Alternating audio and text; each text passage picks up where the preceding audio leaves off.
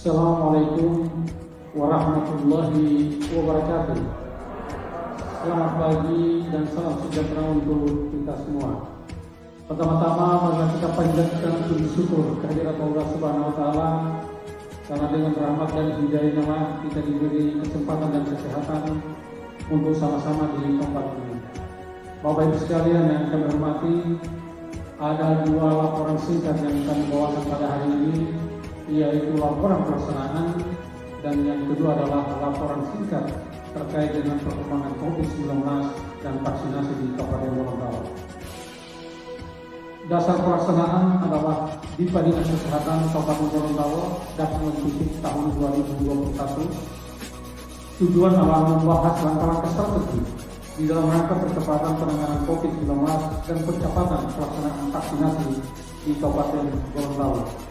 Peserta 120 orang yang terdiri dari OPD Kabupaten Gorontalo, Satgas Pencegahan dan Pengendalian COVID-19 Kabupaten Gorontalo, Camat Kabupaten Gorontalo, Kepala Puskesmas Kabupaten Gorontalo, dan petugas surveillance imunisasi Piker Kabupaten Gorontalo. Tempat dan waktu pelaksanaan bertempat di Hotel Susgal, Manado, tanggal 18 sampai dengan tanggal 19 November 2021. Hadirin yang kami hormati, perkembangan COVID-19 di Kabupaten Gorontalo, kalau kita lihat pada slide pertama, sejak 2 tahun ini kita mengalami COVID-19, bahkan pada pertengahan Agustus kalau tidak salah kita terjadi lonjakan yang begitu tinggi, klaster bandara, sampai kita rawat pada saat itu adalah 400 orang. Tapi alhamdulillah dengan kolaborasi kita semua, mulai tanggal 8 November sampai hari ini kita berada di zona hijau. Tepuk tangan dulu kita semua. Jadi sampai hari ini tidak ada kasus yang dirawat di Kabupaten Gorontalo. Yang berikut, kalau kita lihat tren memang penambahan COVID dari bulan ke bulan, kita memang pada antara Juli dan Agustus begitu tinggi, dan alhamdulillah pada hari ini itu 0 kasus. Ini mudah-mudahan karena pengaruh dari komitmen kita bersama untuk menjalankan protokol kesehatan dan juga adalah melaksanakan vaksinasi COVID-19. Kalau kita lihat asesmen Kabupaten Gorontalo, ini asesmennya dari pusat, di mana bahwa transmisi komunitas tingkat Kabupaten Gorontalo itu adalah berada di level 1. Artinya semua kegiatan bisa dilaksanakan 100% walaupun dengan protokol kesehatan. Kita melihat bahwa kasus konfirmasi 0%, kemudian yang dirawat di rumah sakit pun adalah 0%, dan juga kematian kita pada hari ini adalah 0%. Kita tidak ada kasus, bukan berarti kita tidak memeriksa. Kita lihat pada kapasitas respon itu semuanya memadai. Tracing kita memadai, testing kita memadai, dan testing kita dan juga tracing kita memadai. Vaksinasi COVID-19, Pak Bupati dan seluruh hadirin, perlu kami laporkan bahwa sampai dengan hari ini sudah ada 169.713 yang divaksin dosis 1 dari jumlah sasaran 316.701 sasaran. Dan yang menggembirakan adalah tren kenaikan dari dosis 2. Kalau pada bulan Agustus dosis 2 itu hanya sepertiga dari dosis 1, ini menghampiri 50% dari dosis 1. Walaupun demikian, ini memang kalau kita hitung dari sasaran masih cukup perlu kita genjot maksimal pelaksanaan vaksinasi ini.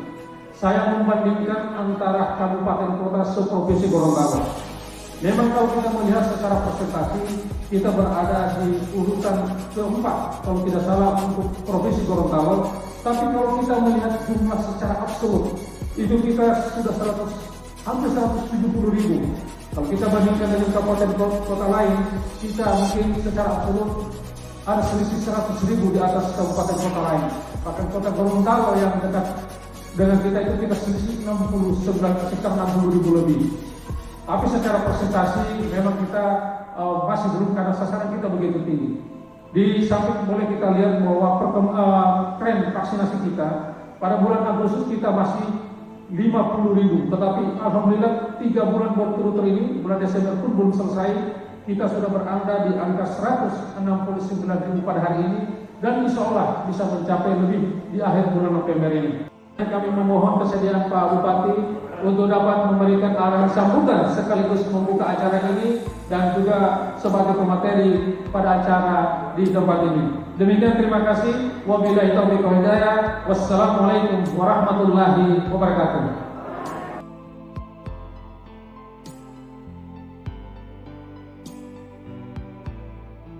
Pagi hari ini saya lihat kita semua cerah. Bapak Ibu sekalian saya hormati, hari ini kita memang ada dua bencana yang kita dapatkan hari ini. Bencana non alam dan bencana alam. Non alam ini sudah hampir 2 tahun kita rasakan, yaitu COVID-19. Kemudian baru-baru kita ini sudah hampir 2 minggu ini berjibaku juga dengan bencana alam, yaitu banjir yang saya kira di beberapa wilayah tidak terjadi. Oleh karena itu, untuk menangani ini butuh kolaborasi, butuh inisiasi, dan butuh inovasi kita sekalian. Sekali lagi, kita tidak boleh bekerja biasa-biasa saja. Di zaman kita hari ini dengan adanya IT, pasti kolaborasinya lebih cepat. Karena saya waktu kejadian bencana alam banjir berada di Semarang waktu itu jam 8 malam, saya langsung lihat, saya telepon. Besoknya langsung kembali. Artinya apa? Dengan sistem IT kita ini sebetulnya harus lebih cepat.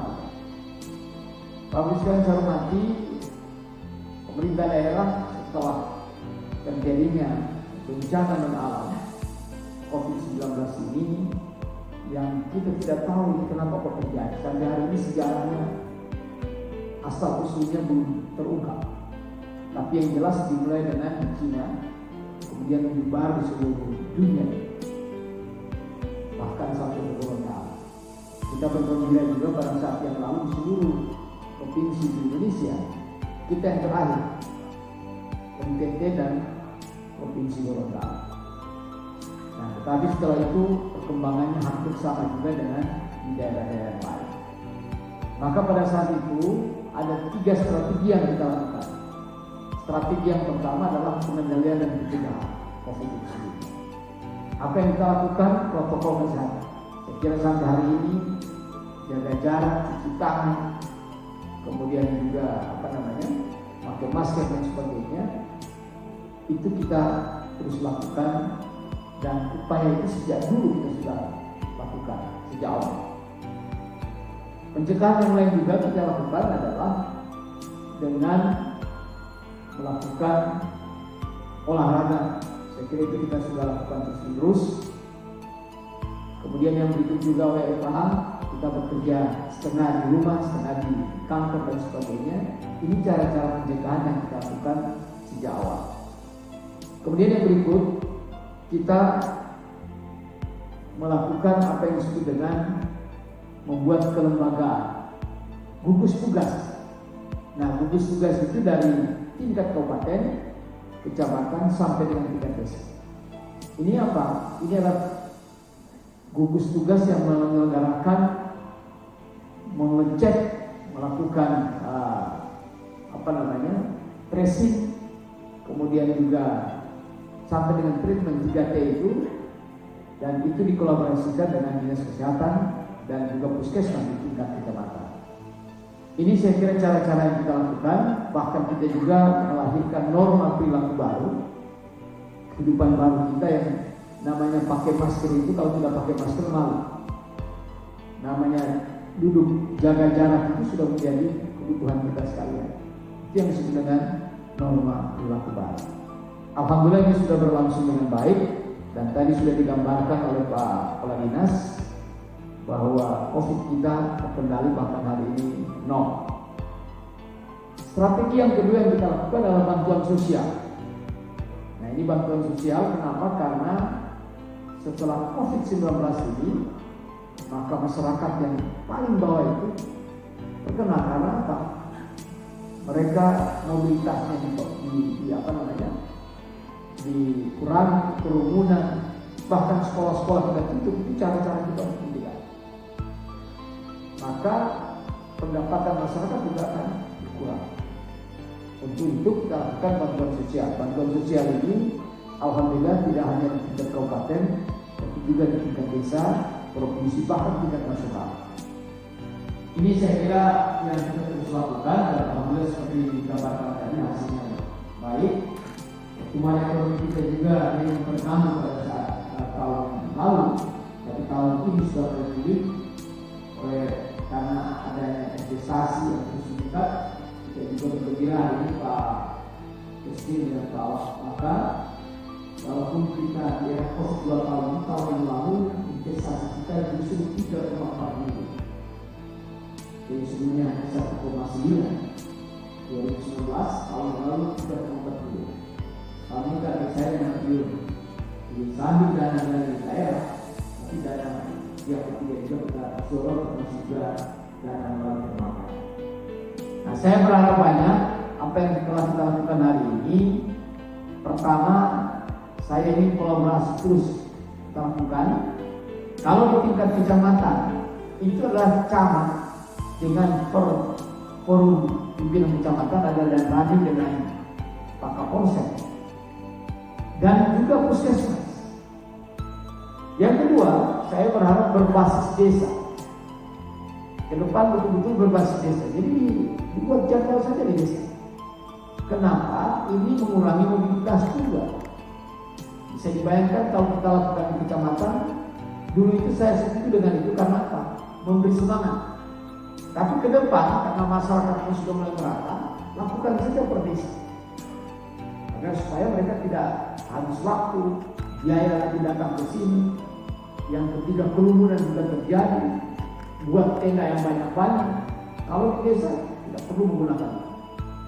Di kantor desa juga sudah dilakukan. Dan beberapa desa saya lihat bagus sekali. Karena itu saya berharap banyak sekali lagi target kita ke depan.